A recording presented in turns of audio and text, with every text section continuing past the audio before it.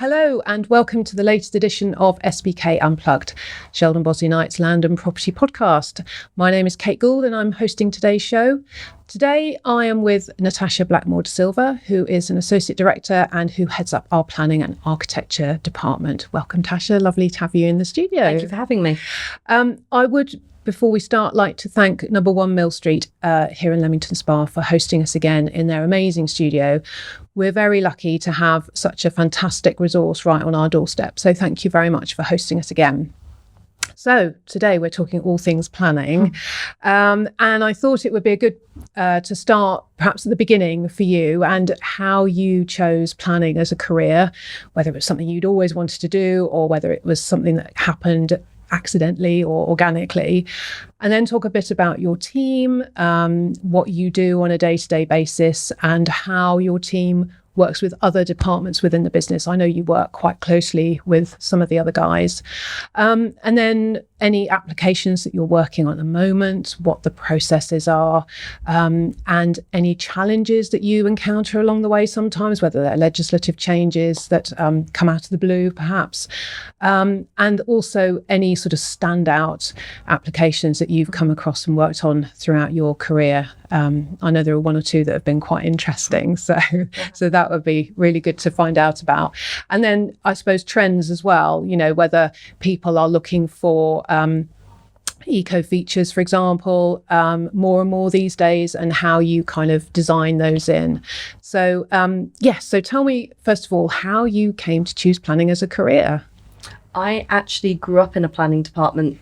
Basically, my granddad was a local councillor and worked very closely with North Devon District Council and the planners there. And I basically just got brought along to every meeting. Every time he had to pop in, I went along with him and met everyone there. So it was always in the back of my mind, something that I was interested in. Didn't necessarily think that was what I was going to go into, but it was always there in the back of my mind. It was something I did enjoy. I ended up going to university to do geography, and I then had to pick a dissertation topic, and I'd just done a module on urban regeneration and planning, and the local council back home were just starting to work with Damien Hirst actually on an application for about 500 houses as a new sort of urban extension to the town. And I applied for an internship to work in the planning department, to work with them so that I could use that as my dissertation topic, and look at sort of social, economic and environmental sustainability, using that as the case study. And I spent 4 or 5 months working very closely with the planners there and with the agents and other consultants, which gave me, I think, a bit more of a feel of planning, from at least from the public sector side. And then I went on and did a master's that had absolutely nothing to do with planning, but just another topic I enjoyed. It was geopolitics. And then obviously once I finished my master's and I was looking for a job, I applied for a number of different jobs, not really specific career, not all planning related, but anything I felt my geography transferable skills would fit with. And I got a phone call from a recruitment agent saying, oh, there's this company up in Warwickshire. Are you willing to relocate if they like you? And it was a Sheldon Bosley Knight, Sheldon Bosley as was at the time, looking for a new planning assistant as part of their sort of their role in going to sort of more from architectural services to planning and architecture. Our director, Daniel Jackson, had been hired about 6 months before and was looking for an assistant to just really bolster the planning side of the department. I ended up doing a phone interview with him, and then he asked me if I could come in for an actual interview. Didn't have a car at the time because I'd been in London for 4 years, so I ended up meeting him and another one of the directors in a service station in Bristol, because it was about equally between the both of us. Had an interview there, and by the time I'd got back to my house, I'd had a phone call from the recruitment agent saying, great, can you start next week? Move my whole life up here, and I've been here ever since. It's getting on for 9 years now. Oh, fantastic.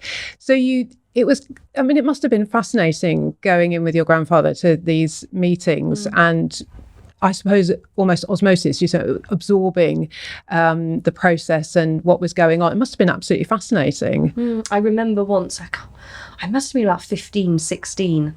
There was a big argument at the time about wind turbines, and everyone knew the benefits of clean energy and renewables over sort of fossil fuels. But at the same time, there's the theory and the practical of it. People loved that in theory, but in practice, we actually had to have these massive wind turbines put up in the fields, and people were worried at what they were going to look. Would they be too tall? Would they affect planes? Would they affect bird migration? Because Ilfracombe, where I grew up, is very much a biosphere, so they think a lot about the sort of the local birds and other wildlife. And I remember getting to go out on a site visit to actually see these wind turbines, and from a distance they look about this big, and then you go there and you were minuscule in comparison standing over. But I remember being able to stand under one and had a sort of a part of a talk and a lecture on the benefits of them. And that was one of the main things, I think, that I really started to think, there's a lot more to planning than just houses. Which in my mind, growing up, all the arguments at committees and everything like that were about extensions or about putting a few houses here or there, and then realising actually there's so much more within that topic that most people don't even realise. Yeah, I mean, I guess you're right that most people don't think about all the other aspects of it, and it's more about houses, residential dwellings and extensions and things like that. So that must have been absolutely fascinating. So when you arrived at SBK, it was a department, I suppose, in its infancy then. So how did it develop, or how has it developed over the last sort of 9 years? It's evolved a lot since then. Previously, before Dan and I started, it was very much more architectural led. They did the drawing work and people could do statements to go with it, but it was very much drawing based. When we came in, we brought in more of a planning led focus to all the applications, where the added benefit was we could also do your drawings for you. When I came in, there was only 3 of us in the Stratford department. It was a new department. We'd all been hired within about 6 months of each other, and now we are sort of the stronghold of planning and architecture is now based in Stratford, which was quite new in 2015. It hadn't been done before. And I think we're at a good place now where we're half and half. We've got a good number of planners, we've got a good number of technicians and architects in house, and we're able to just offer services across the board for any application, whether it's a small householder application for an extension, whether it's 20 houses, or it's a new industrial building. We now have the capacity and the capability and the knowledge to be able to do all types of applications, which initially when we started, we were very much more rural focused, agricultural buildings, extension, single houses. And as we've built up our experience and as the department's grown, we've been able to take on a lot wider array of projects. So you work with other departments, for example, our new homes and the Stratland and rural departments as well. And I suppose you've grown as a team, but also you've presumably gained some qualifications along the way as well. So how has that happened? Did you have to do extra studying, or what was the process for you in that way? So I went with the Royal Town Planning Institute, the RTPI. I went down the associate route, which instead of going to university and doing another degree, which was an option, it allowed me to work and do my qualification alongside with a lot of it being about the experience and the projects I'd worked on, almost more of a coursework basis rather than going into the lecture theatre basis and having exams, where I had to do 2 years initially of sort of proper full-time experience working in a planning department and doing a variety of different types of applications and hitting certain competencies before I could apply to be an associate of the RTPI. And after I'd been selected for that, I then had to do another additional 2 years to be fully chartered, which I managed to complete just as lockdown started. Actually in May 2020 I got my results in that I was now fully chartered, and again it was based on experience. You have to learn on what you've build on what you've learned for your associate. It's expected that you have more knowledge of the topic. So initially a lot of the competencies, it was about being able to understand them, and then as you go forward it's about being able to be able to apply them and to explain them to other people. So there was a bit more of a mentoring leadership part of becoming fully chartered. Yeah. As well as just being able to actually do it yourself. You had to be able to teach other people and explain it to clients so that they understood what was happening. Right. And then after that, I ended up doing my associate with RICS, the Royal Institute of Chartered Surveyors, as well. Since we have an architectural team in-house and I work very closely with the rural department, I thought it would be useful to understand more from their side and their board.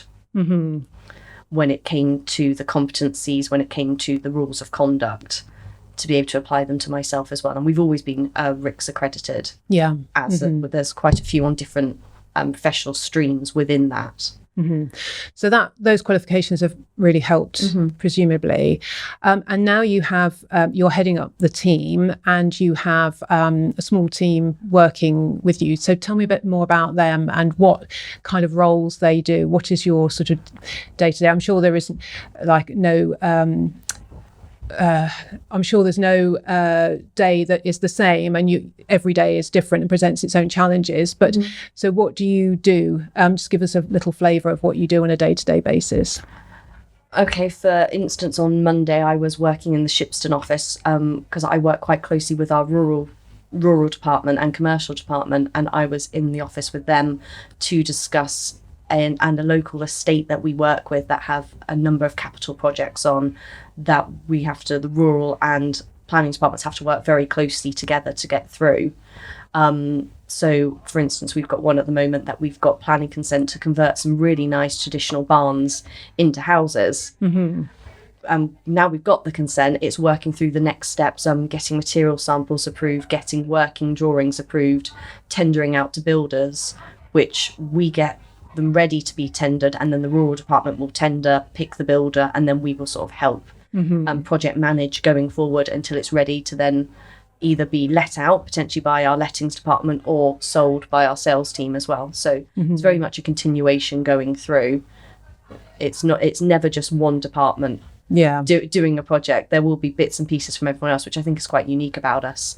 And then obviously in-house we have a senior architectural technician, and we also have a REBA accredited architect who started it within the last 12 months, it's changed a lot for us, to be honest. Everything before, we were able to do technical drawings and they looked good and they functioned well, but now that we've got someone who's also a principal designer with the architect side, we've also been able to actually really think about making it the design a central focus of the project as well. She was actually key at 1 Mill Street, the previous practice she worked at. She was part of this project. Oh, amazing. So there's a lot more focus on materials and the design side rather than just it needs to function, and that's fantastic. It needs to tick the boxes in planning terms. Great. But you want more than 4 walls. Four brick walls and a kitchen and living and dining room inside. You want to be able to have, working on at the moment where they wanted a hidden utility room. Oh, pantry. Wow. So they wanted to have that, but they didn't want it on display, so it's been hidden in a cupboard. So you open up a cupboard, but it's actually a door to an additional room.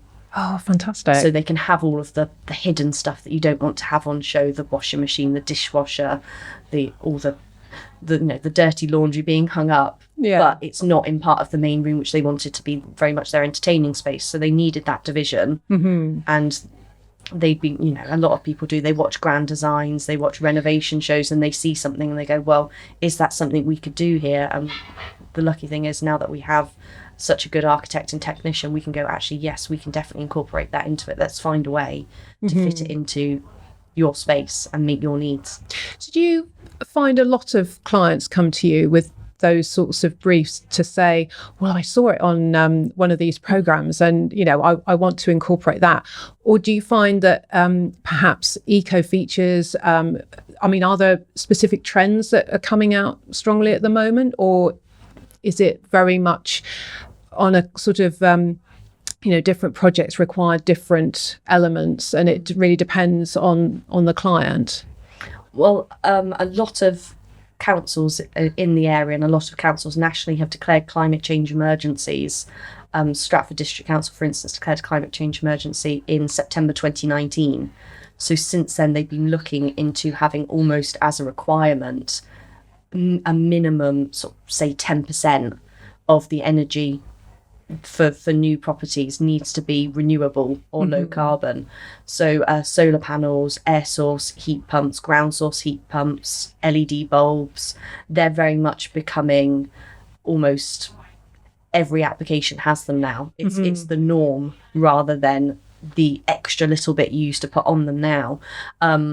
With eco measures now, to really do something different, we're looking at people who are doing sedum roofs, so grass roofs or grass living walls as part of it. And these sort of trends did start out on shows like Grand Designs, but are now people are finding ways to incorporate them into small houses in the middle of towns. If they've got a flat garage roof, right, we can put some grass on that and we can try to get back some of that green wildlife that's being lost every time you develop something. And so are council's planning departments that you work alongside or work with, are they more amenable then to these kind of measures? I think especially perhaps if a building, say, is it within a conservation area or has listed status, planning rules are different and a bit more stringent. But are councils now allowing things to go through which have an environmental benefit that perhaps a few years ago they might not have done? Any application planning, any project you do is based on what they call the balance of, and they offer different weights to different things. And for instance, heritage, a grade 2 listed building, which is sort of the lowest listing you can have, you could possibly get away with having solar panels on the rear elevation, for instance. They tend to keep the front facade, they kind of like to keep as is. And if you had a modern extension, that's where you'd put your solar panels. However, as you go up the listings, if you're a grade 1 or grade 1 star building, the likelihood of getting solar panels on there is actually incredibly low. They'd rather you have them in the land around it rather than actually being on the building, because whilst solar panels are seen as temporary, the idea is they're there for sort of 20 to 25 years before they need to be replaced. They can still have some impact on the building when it comes to how the structure and how they're attached onto it. And heritage, in a lot of times, it will trump anything else, and it can trump eco measures. The only way really to get over that and to be allowed to harm the significance of a listed building somewhat would be if there are clear public benefits for it. For instance, if the energy output from the solar panels wouldn't just be enough to cater for that property, but potentially could cater for 200 other properties in the area, then there's a public benefit that may outweigh the sort of small harm to the heritage asset. However, if it was just solar panels for that particular house, the likelihood is that the balance would tip the other way and that heritage would trump, and you'd probably get a no on the panels. It is quite difficult to retrofit eco measures into a property anyway.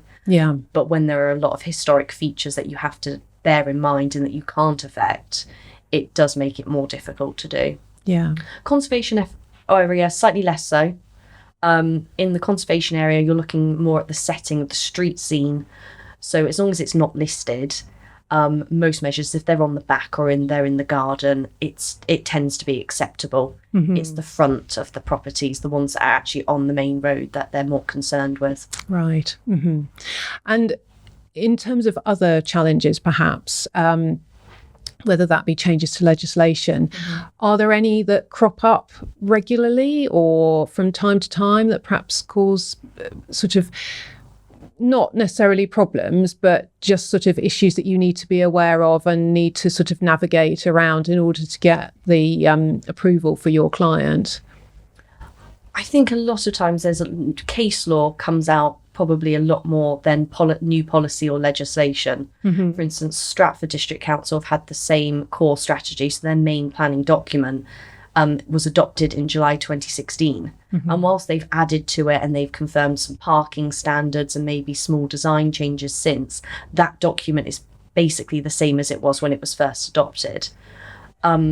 However, case law evolves a lot more. So case law includes things like high court judgments and appeal decisions, and those can change daily practically. You know, I had one where it was for Class Q, and Class Q's probably gone through quite a few changes in recent years, where they used to say that you couldn't add in new flooring into the building, you couldn't do anything internal, it had to be a straightforward conversion. And then in 2018 they said, oh, actually no, if it's inside, that's fine, so you can add first floors in without planning consent. That's allowed. And then over time they've changed that, and they said, oh, you can anything internal is fine. Externally, yes, you can replace or install new walls, but they've started to give a bit more information when it comes to what is reasonable, what is too much. And there was a piece of case law that I was involved in recently where Class Q initially said you can do partial demolition of a building as part of the conversion, but they never actually gave a definition for what partial entailed. So most people tended to say, well, partial is one bay, or it's the lean-to, or it's the 30% seemed to be a guide that was never written down, but most people tended to keep anything more than 30%. Over a third, it's now more, it's going towards the majority of the building rather than part of it. And I had a piece of case law where we actually needed to demolish about 75% of the building. Oh gosh, yeah. And our argument was that the building itself, whilst we were demolishing quite a lot, what we retained could be converted because it was pretty much fully enclosed itself. The case officer and the council disagreed and it got refused. And then we went to the planning inspectorate and they came back and said, yes, partial can be up to however much of the building you want, as long as what's left, what's retained, can be converted under what the limitations of Class Q are. So it still had 3 walls, it still had a complete steel self-contained structure that wasn't going to fall down with the rest of the building removed. Therefore we were able to have 75% demolished and it count as partial. And you got it through? And we got it through, and that piece of case, so I've seen it be used in a number of other places in different councils, because once an appeal decision goes through, it's no longer related just to that specific council, and it can be used in different councils over the country. Yeah. As justification to support a certain argument. And that's something that legislation hasn't changed to confirm what the definition of partial is or to give you any additional information on it, but those pieces of case law have really opened up what's allowed and given their own sort of definitions and procedure alongside the initial policy to let us know how to guide us in how we deal with these planning applications going forwards. And for those of you who don't know, Class Q is about barn conversions, isn't it? So explain a bit about that, because I gather that you're doing quite a lot more Class Q conversions, and there is it's a speedier way of getting things through, isn't it? So just explain a bit more about it. Class Q is a permitted development process, which is more of a checkbox exercise than a full planning application. It allows you to get planning consent for up to 5 houses of certain sizes, depending on the mix, without having to go down the full application route. So it's called what we call a prior approval process, which rather than asking for planning consent, what you're doing is you're saying, I tick all of these boxes that you've listed, all of these criteria, therefore I am telling you I am about to convert this building, can you confirm I can do that, that I meet these ticks. So it's not quite asking for planning permission, it's just asking for confirmation that it is permitted development. Class Q at the moment only allows you to convert buildings that are in solely agricultural use, and I know it's come up quite a few times where most farms, they're not solely agricultural, everyone's diversifying, so it sometimes is quite difficult to hit that eligibility criteria, especially most people have horses on site. Even if they're not actually working horses, it's not straightforward equestrian. A lot of farmers do have them, and it can sometimes affect Class Q and affect your eligibility. And I think the government has finally started to catch up to the fact that no farm is solely agricultural or solely equestrian or solely this, you can't function like that anymore. You have to diversify to survive. And they have talked about bringing some, hopefully within the next 12 months, some changes to Class Q legislation, which will allow you to convert buildings that aren't solely in agricultural use. So if there is a bit of equestrian use in there, there's a bit of storage, there's some holiday lets on site, that won't prohibit you from being able to do it as it has been so far. Yeah, excellent. And so you're doing more of these Class Q conversion applications.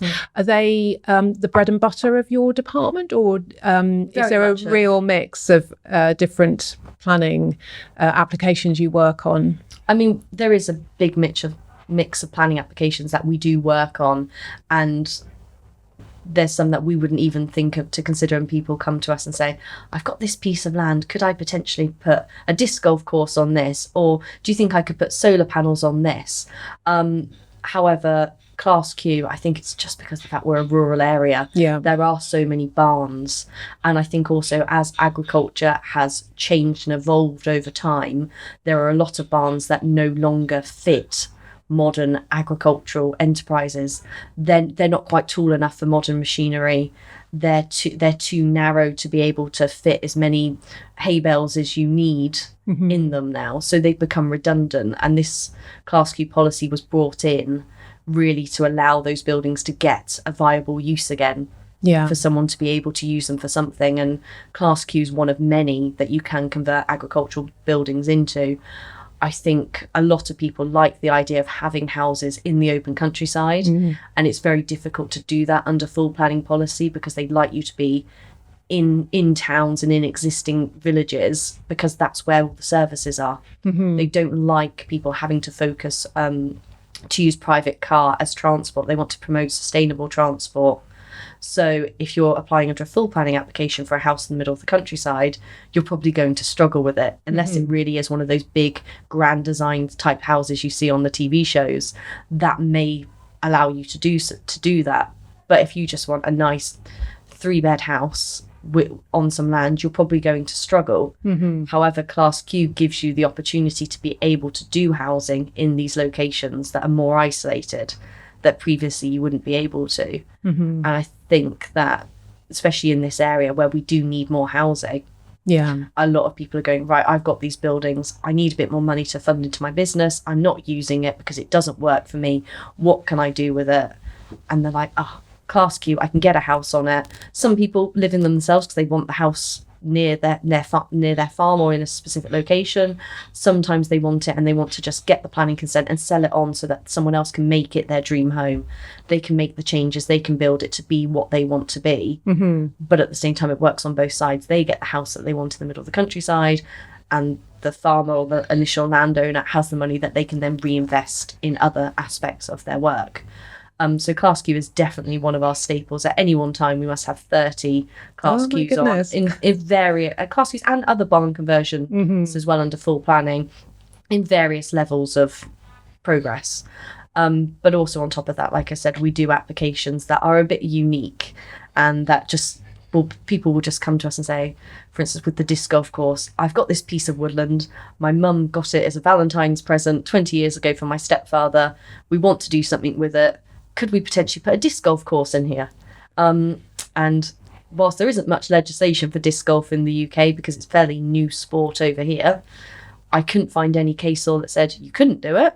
So we went, okay, let's give it a go. We can do golf courses in the middle of the countryside. Why not a disc golf course? That must have been a really interesting application. And I was going to ask you about your sort of standout projects that you've worked on over the years. And I would imagine that would be sort of in the mix, if you like. How did you go about securing them the permission to do that? Because if there was no case law, how did you work around that? I started to try to find case law that I felt could be made applicable to it. Whilst there wasn't any case law specifically for disc golf courses, there is a lot of case law and policy about golf courses and outdoor recreation more generally. So initially what we did is we went with a pre-application to the council, which is almost an advice request. So it's not quite a full planning application. You don't need all the documents. It's more going to them with an idea and saying, this is what we want to do. What do you think of the principle? And can you let us know what reports we need, what type of application we need to do, and then maybe potentially any other issues that they think we might need to address as part of the proper full application. And whilst the case officer hadn't come across a disc golf course before at that point, he did confirm that golf and outdoor recreation policy would be just as applicable to a disc golf course than they would do a traditional golf course. And in our case, where we were working with a woodland, that actually worked quite well for us, because if you're in a woodland and you actually want to put a normal golf course in there, you the amount of trees you'd have to remove to be able to create the space would just be unimaginable, and the woodland would not be the same as it was. With a disc golf course, the benefit actually of the trees was that it gives you natural obstacles in the landscape that you can frisbee the disc around to try to get it into the holes. So the woodland actually became a key part of it that made the disc golf course so unique. Our main issue actually wasn't with the council, wasn't with the district council, who are the planning authority. It was actually with the local community and the parish council, because they hadn't come across a disc golf course before. They heard the word golf and they suddenly thought big swathes of open land, no trees in sight, and they couldn't quite understand what we were trying to do. Didn't help that we were doing this at the beginning of lockdown, and it was really difficult to have committees and really explain to them what we were trying to do. So when we were allowed to start meeting out in the open again, I invited anyone who'd objected or anyone who was interested in the area to come, and we set up a temporary 3 or 4 whole course within the woodland that they could have a go on, so they could understand how little we were actually going to impact the woodland. And by bringing it back into use, by doing something with it, we were actually going to be able to enhance and improve it.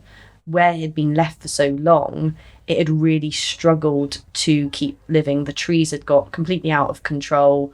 Some of the lower level fauna and shrubs hadn't been able to survive because the canopy was just too dense, and they'd all died off. And by removing a few trees to let the light in, it actually helped get these sort of little habitats to be able to come back again. And the money from the disc golf course allowed that maintenance and that enhancement to continue on, which has actually given the woodland a whole new lease of life. But if we hadn't been able to get the parish council on side, it is quite possible we would not have got that approval, and this disc golf course wouldn't have been open for the last 4 years.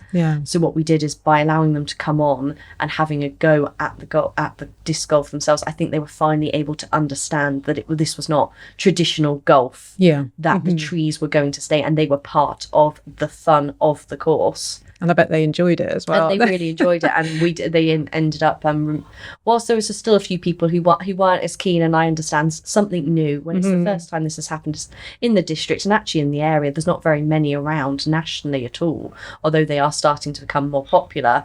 I think there were still a lot of reservations that this would be, this would be the starting point. Once you've got your disc golf course, we'll slowly start to see more trees being removed so that the course is easier. And I think a few people felt that there was maybe some concerns that what we were getting consent for now may be used to try to do something else that may affect the woodland negatively later. Whereas I think the parish council, when they finally understood what we wanted to do and what golf meant in this context, they were quite happy to support it. And it's been very successful, I gather, hasn't it? It's been incredibly successful, yes. It works on a bit of a sort of an honour system that you apply online, you pay online, you turn up and do your course, and then you leave when you're done.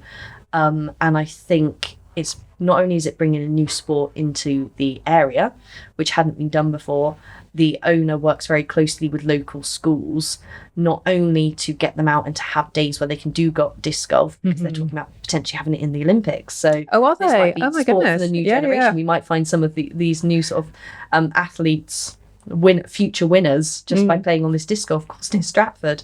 But what he also does is he has areas. When we did the ecology reports at the beginning, there were areas where they said this is a protected habitat, or areas where they went, you want to enhance this. And the way he's designed the course is to create a buffer around these areas so that they are protected, so that people don't go into them.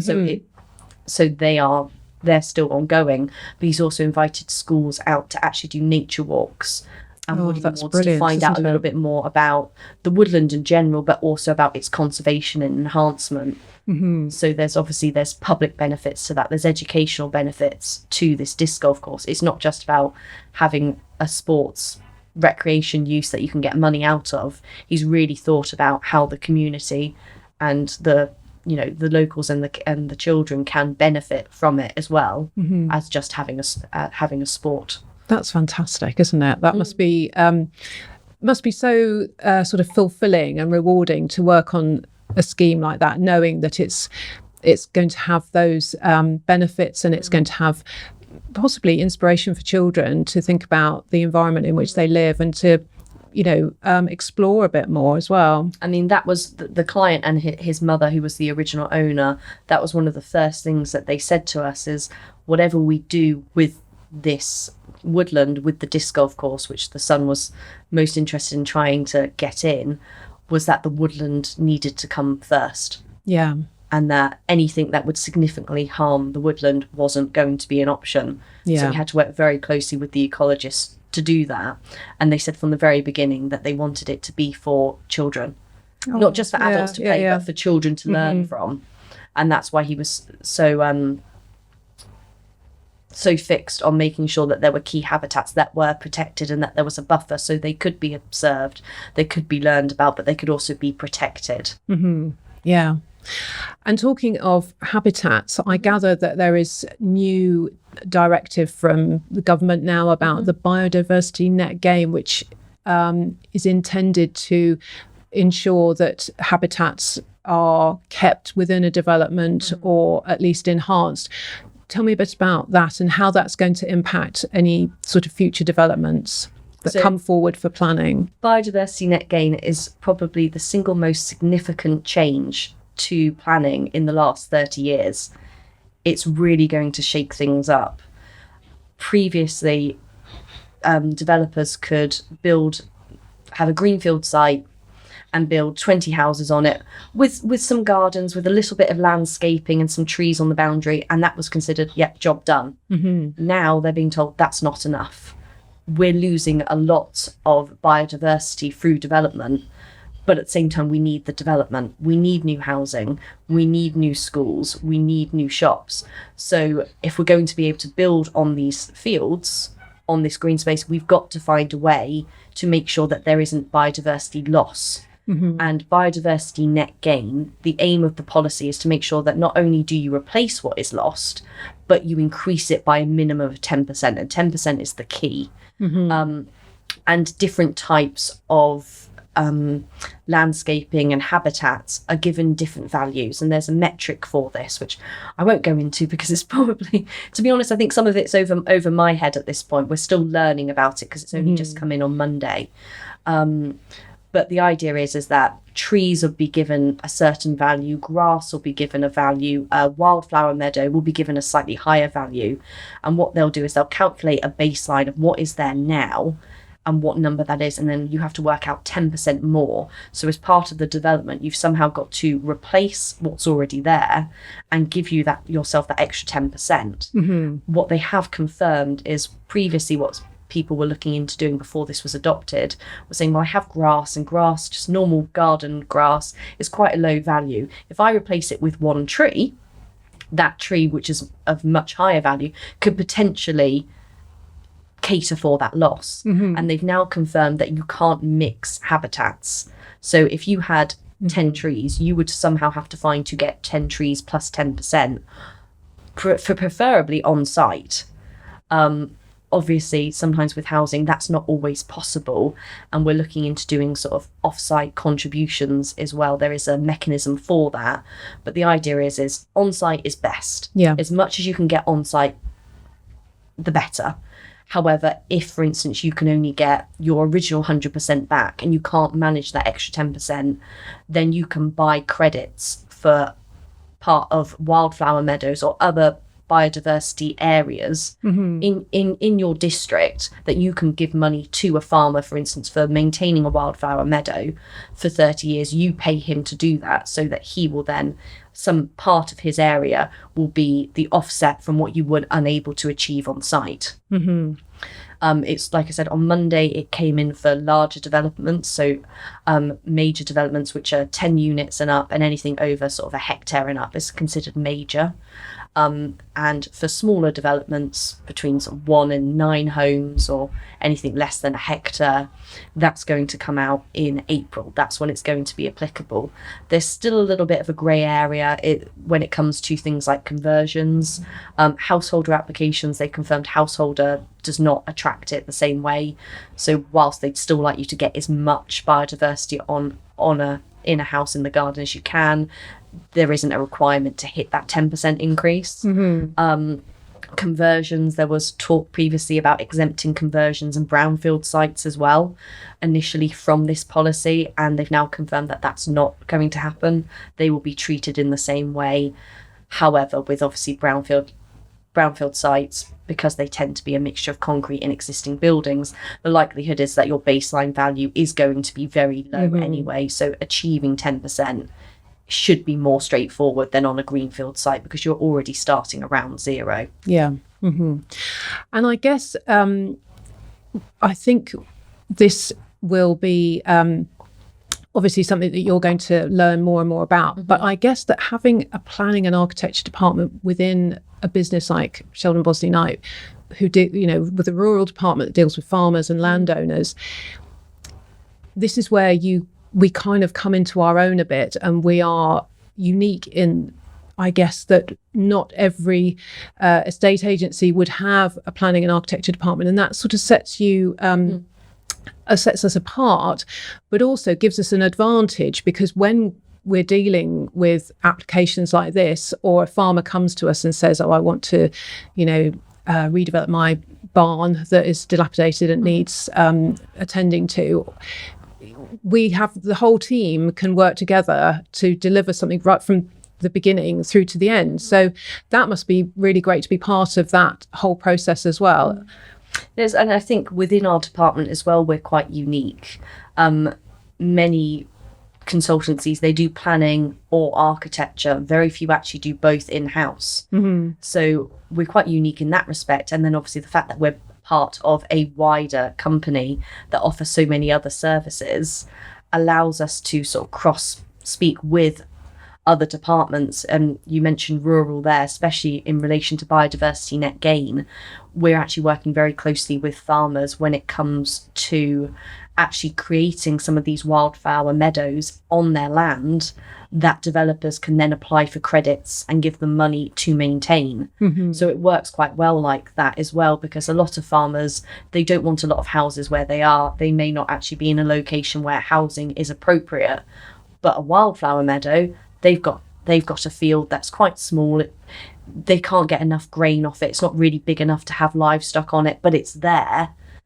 However, if they start using it as wildflower meadow, not only are they getting an income from the government and all developers to do so, and there's also subsidies that the rural department are able to, subsidies and grants that they're able to assist with, it also means that this is coming back into use. When previously it was just being left as extra land that wasn't having anything done with it. There's benefits to farmers in the respect that they're able to use their land better, make more viable use out of the land. Again, it's that whole thing about diversification. They need to be able to diversify to survive. And by using areas of land that don't quite work for modern agriculture, they're able to get some additional income that they can then invest in other aspects of the business. And then obviously from a developer's perspective, which obviously as planners we work quite closely with them, when they have a site that they need to have, so they want to put so many houses on, and it's really difficult sometimes to get that biodiversity net gain actually on site, there's quite good relationships that are building up in the area with farmers and developers, where they can offer they both need something from the other one. Farmers can offer the wildflower meadows, or they can offer the woodlands that can then offset the need of biodiversity from the developers. And because we're all quite close and our departments are quite close with rural and planning, we can make sure that they are still in close proximity. So the district is getting the benefit. Yeah. What they don't want with biodiversity net gain, BNG, is that a developer builds housing in Warwick district, but they're using credits from somewhere in Herefordshire to do it. They want it to still stay in the area. By developing those relationships and creating those registers of farmers and landowners that are willing to create these areas of biodiversity, we're able to make sure that the benefits are really actually staying in the districts where the housing is also going. Excellent.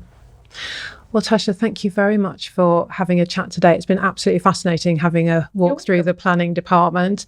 I know you're really busy, and I'm sure that you've got lots of very interesting applications to come this year. So good luck with all of that. And thank you very much for taking the time to talk to us today. Well, thank you for speaking with me as well.